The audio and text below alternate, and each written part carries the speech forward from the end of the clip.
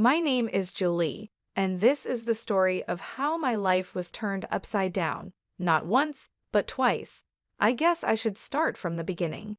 I was born to loving parents, Larry and Joanna David, in a small suburban town. My dad was a journalist, and my mom worked as a nurse. We weren't rich, but we were happy. Life was pretty normal until I turned 14, and then everything changed.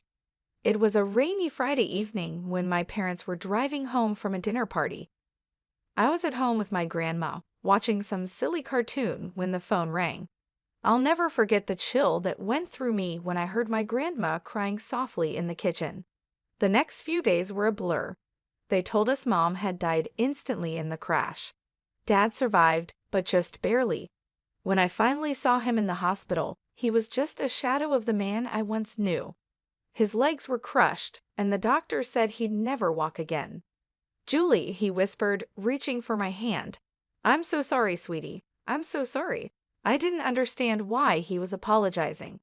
It wasn't his fault a drunk driver had crashed into their car. But as I got older, I realized he was sorry for what our lives had become, for the struggles we would face, for the mother I had lost, and for the father he thought he could no longer be. But my dad, Larry David, was stronger than he gave himself credit for. After he got out of the hospital and adjusted to life in a wheelchair, he threw himself into his work. He had always been a talented writer, and now he focused all his energy on his job as an editor at the city's major newspaper. As I entered my teenage years, Dad made sure I had everything I needed. He encouraged me to join clubs, make friends, and have as normal a life as possible. But the truth was, I preferred spending time with him. We watched old movies together, argued about books, and he helped me with my homework. When it was time for college, Dad insisted that I go away to school. "You need to spread your wings, kiddo," he said. "Don't worry about me, I'll be fine." I was hesitant, but I knew he was right, so I went off to college. I went to the State University of New York and studied accounting. That's where I met Emma, who became my best friend. Through Emma, I met her second cousin, Paul. Paul was kind and funny, and he didn't flinch when I told him about my dad. In fact, the first time he met Dad, they got along right away, bonding over their shared love of classic rock. Later, Paul told me, "Your dad is cool, and you're amazing for taking care of him all these years." I tried to play it off, but inside I was glowing. For the first time since the accident, I felt like maybe, just maybe, I could have a normal life, a life with love, laughter, and even a family of my own someday. After graduation, things started to fall into place like a puzzle. I got a job at the local tax service, and Paul started working as a long-haul truck driver. We dated for 4 years before he proposed to me on a crisp autumn evening in the park where we had our first date. I was thrilled, but there was one thing I needed to make clear. "Yes, Paul, but I can't leave my dad. He needs me." Paul smiled wide and said, "I wouldn't have it any other way. We'll all live together. Your dad's apartment is big enough for the 3 of us, right?" The wedding was small but beautiful. Dad insisted on wheeling himself down the aisle to give me away. There wasn't a dry eye in the place. As I stood there, holding Paul's hand, I felt like I was living a fairy tale. But every fairy tale has its villains, and mine came in the form of my mother-in-law, Maria, and my sister-in-law, Olivia.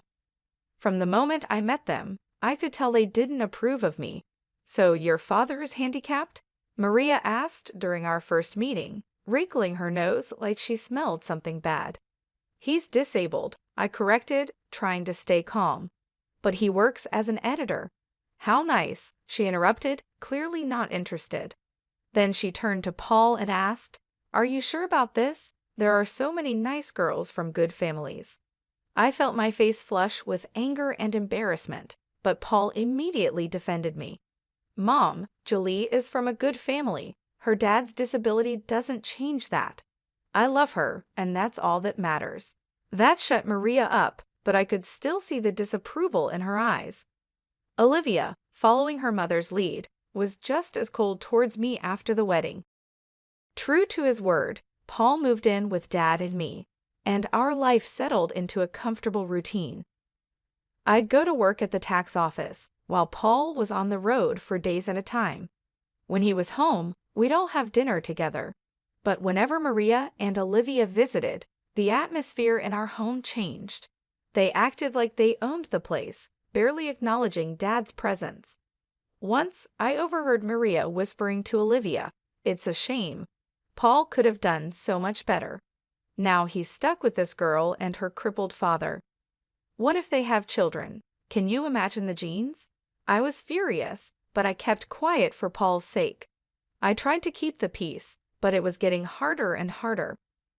One evening, after a particularly tense visit from Maria and Olivia, I broke down in tears. Paul found me in our bedroom, crying.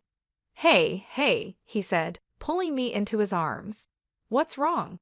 "Your mom and sister," I sobbed. "They hate me. They think I'm not good enough for you because of Dad." Paul's face hardened. "That's ridiculous. You and your dad are my family now. If they can't accept that, it's their problem, not ours." His words comforted me, but I couldn't shake the feeling that this was just the beginning of our troubles with Maria and Olivia. As the months went by, Paul's trucking business began to grow. He was always on the road, traveling across the country in his big rig. I missed him terribly when he was gone, but I focused on my work at the tax office and spent my evenings keeping Dad company. One crisp autumn evening, as I was helping Dad into bed, Paul called. His voice crackled with excitement over the phone. "Julie, I've been thinking," he said. "How would you feel about buying a townhouse? It would be easier for your dad to move around in a wheelchair. He could spend more time outside. Plus, you could have a garden, something to keep you busy when I'm on the road." The more he talked, the more I liked the idea. I glanced at Dad, who was pretending not to eavesdrop. "What do you think, Dad?" I asked, putting the phone on speaker. Dad's eyes lit up. "A garden would be nice," he admitted, "and it would be easier to get outside." That settled it. Over the next few weeks, we threw ourselves into house hunting. We finally found the perfect place, a spacious townhouse with wide doorways, a roll-in shower for Dad, and a beautiful backyard. Taking out a mortgage was scary, but with Paul's income, mine, and the rent from Dad's old apartment, we managed to make it work. We moved in on a sunny Sunday in spring, and I'll never forget the look on Dad's face as he wheeled himself out onto our new patio. "This is perfect, sweetie," he said, his eyes misty. "Thank you." We spent the next few months settling in and making the place our own. I planted a small vegetable garden, and Dad would sit outside for hours, enjoying the sunshine and fresh air. It was peaceful, almost perfect. Then we decided to have a housewarming party. We invited friends, colleagues, and yes, even Maria and Olivia. The party was in full swing when they showed up, fashionably late as usual. They walked in, looking around with barely hidden envy. As we walked through the house, I could see Maria thinking about something. When we reached the master bedroom, she turned to me with a sly smile. "You know, Julie," she said quietly, "this would be perfect for Paul and me. Why don't you send your father to a nursing home? Then I could move in here." I felt like I'd been slapped. "Excuse me," I managed to say. "Oh, don't look so shocked," Maria continued. "Your father isn't well. He's not a whole person anymore, is he? He doesn't need all this luxury. A nursing home would be more than enough for someone in his condition." Before I could respond, Maria marched out to the patio where Dad was talking with some guests. To my horror, she grabbed the handles of his wheelchair and started pushing him toward the driveway. "Maria!" I shouted, running after her. "What are you doing?" "If he won't go to a nursing home, he can stay outside," she sneered. "That's what you wanted, isn't it? For him to be outdoors?" I was shaking with rage and disbelief. Thankfully, Paul heard the commotion and came running. His face turned red with anger when he saw what his mother was doing. "Mom," he yelled, "what the hell are you doing? Let go of Larry's chair right now." Maria looked shocked by Paul's tone. "But honey, I was just—" "I don't want to hear it," Paul cut her off. You and Olivia need to leave now." After they left, Paul apologized over and over to Dad and me. "I'm so sorry," he said, his voice breaking. "I had no idea she would do that. I'm just so sorry." Dad reached out and patted Paul's hand. "It's not your fault, son," he said gently. "Some people just can't understand." Life settled into a new routine after that incident. Maria and Olivia kept their distance, which was fine with me. Paul focused on his work, taking on more long-haul routes to help pay for our new home. I split my time between my job at the tax office, taking care of our home, and looking after Dad. 4 years passed quickly. Our life became comfortable and predictable. Paul was on the road most of the time, but when he was home, our little family was happy. Dad's health was stable, and he seemed content, spending his days in the garden or working on his editing from home. Then came the call that shattered my world. I was at work when my phone rang. A man's unfamiliar voice greeted me. "Mrs. Walker, this is Officer Andrew from the Highway Patrol." My heart sank. "Yes," I barely managed to say. "I'm sorry to inform you that your husband, Paul Walker, has been in a serious accident." The rest of the conversation was a blur. Words like head-on collision and "didn't make it" floated around me, but I couldn't understand them. It wasn't until I heard myself thanking the officer and hanging up that the reality began to hit me. Paul was gone.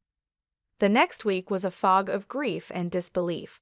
I went through the motions of planning the funeral like a robot, barely understanding what was happening. The day before the funeral, I gathered my courage and called Maria. I thought she deserved to hear about her son's death from me, not from a newspaper obituary. "Hello," Maria's sharp voice answered. "Maria, it's Julie," I said, my voice trembling. "It's about Paul. He's gone. There was an accident." There was silence on the other end of the line, and then, to my shock, Maria's voice came back, dripping with anger. "This is your fault," she hissed. "You made him work so hard, driving that truck to pay for your fancy house. You killed my son." I was stunned. "Maria, that's not—" "Save it," she snapped. "I expect you to give him the best funeral money can buy, but don't expect a penny from us. You made your bed, now lie in it." The line went dead. I stood there, phone in hand, tears streaming down my face. How could she be so cruel? How could she blame me for this? The day of Paul's funeral was gray and rainy, matching my mood perfectly. The church was full. Paul was well liked in the community, and it seemed like half the town had come to pay their respects.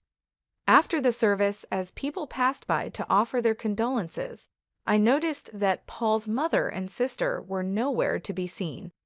They hadn't even bothered to show up for their own son and brother's funeral. Dad reached out and squeezed my hand. "It's their loss, sweetie. We're family, and we'll get through this together." As we pulled into our driveway, something seemed off.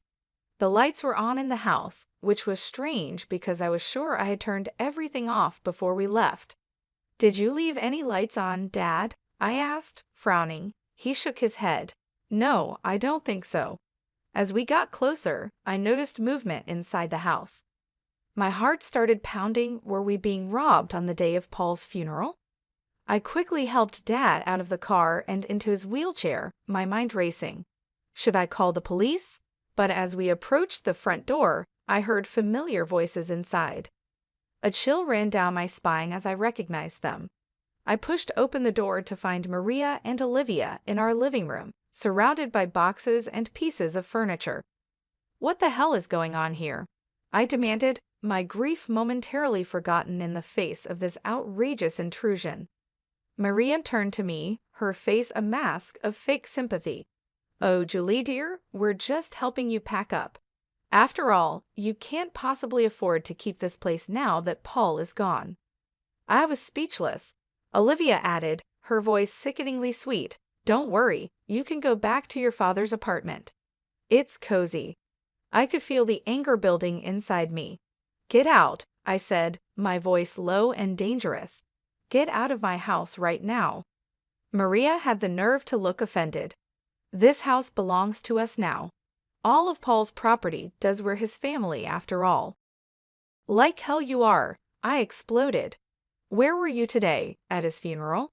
Oh, that's right, you couldn't be bothered to show up. Maria waved her hand dismissively. We were busy making arrangements. Now be a good girl and start packing. We'll meet you out by tomorrow. I couldn't believe what I was hearing. These women hadn't shed a tear for Paul, hadn't even attended his funeral, and now they were trying to kick us out of our home. I'm calling the police, I said, pulling out my phone. Maria and Olivia exchanged worried looks. They clearly hadn't expected me to fight back.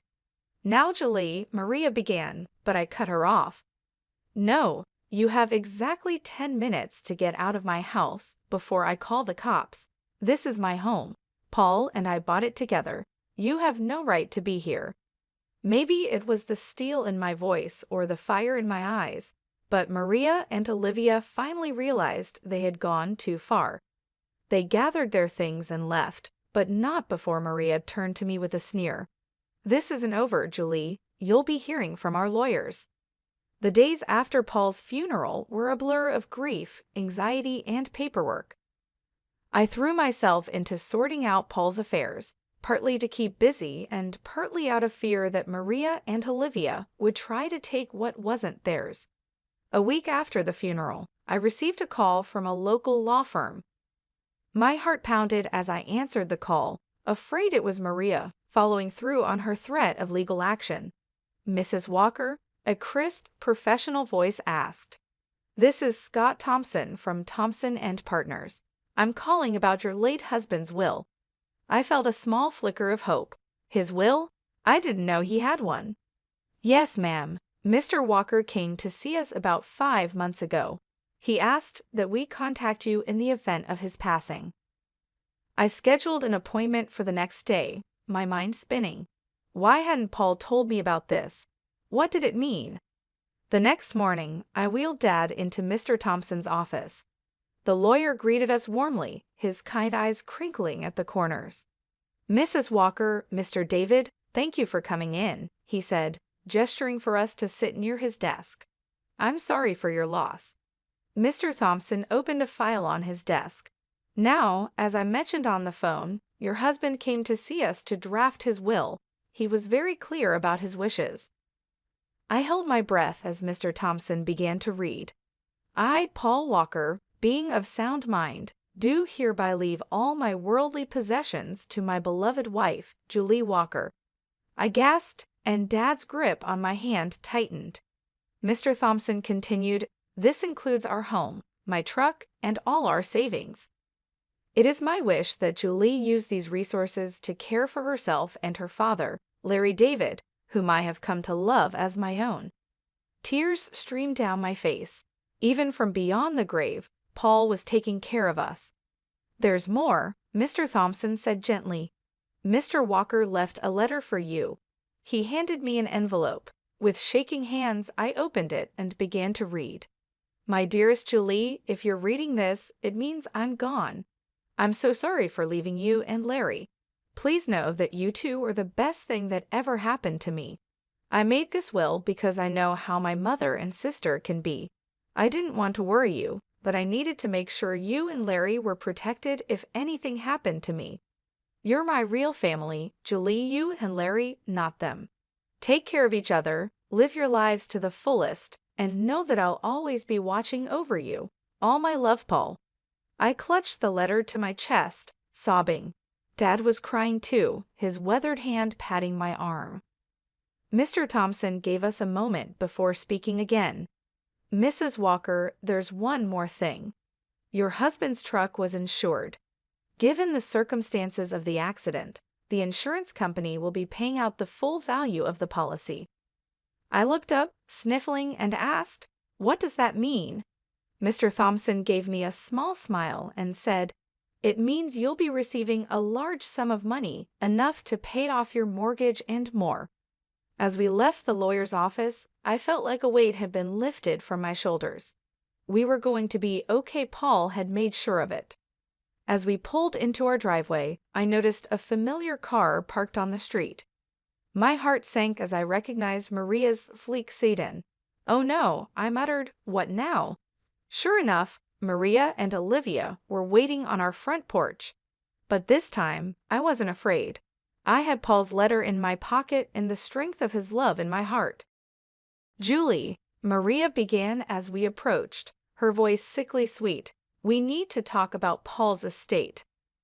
I stood tall, looking her straight in the eye. "No, Maria, we don't. Paul left everything to me.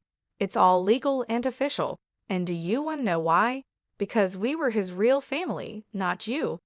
Now please leave your trespassing on my property." For once, Maria was speechless.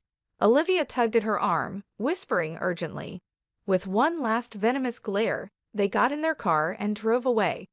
The weeks after our meeting with the lawyer were busy. I threw myself into settling Paul's affairs, grateful for the distraction from my grief. The insurance payout came through, and just as Mr. Thompson had said, it was enough to pay off our mortgage with plenty left over. One afternoon, as I was going through Paul's desk, I found a small notebook. Curious, I opened it and saw pages filled with his messy handwriting.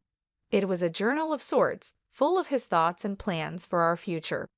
Thinking about starting a college fund for our future kids, one entry read, "Want to make sure they have the best start in life." My heart clenched. We had talked about having children someday, but had decided to wait until we were more financially stable. Now, reading Paul's private hopes and dreams, I felt a fresh wave of grief wash over me. "Oh, Paul," I whispered, holding the notebook close, "we had so many plans." That night, I tossed and turned, unable to sleep. My mind kept drifting to the journal, to the future we'd never have. When I finally drifted off, I dreamed of Paul. He was smiling, holding out his hand to me. "It's okay, Julie," he said in my dream. "Everything's going to be all right." I woke up the next morning feeling different. I couldn't quite figure out what it was, but something had changed. As I got ready for work, a wave of nausea hit me, and I barely made it to the bathroom in time. The morning sickness didn't go away in the days that followed. At first, I thought it was just stress and grief, but a small voice in the back of my mind suggested something else.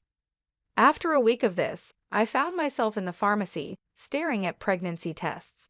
With trembling hands, I bought one and hurried home. The 5 minutes I waited for the result felt like the longest of my life. When I finally looked at the test, there were 2 clear blue lines. I sank to the bathroom floor, overwhelmed by a mix of emotions: joy, fear, grief, and hope all swirling together. "Julie," Dad's voice came through the door. "Everything okay in there?" I opened the door, tears streaming down my face. Dad's expression changed from concern to alarm. "What's wrong, sweetie?" he asked. I held up the test, my hand shaking. "I'm pregnant, Dad." I fell into his arms, sobbing. He held me, stroking my hair like he used to when I was a little girl.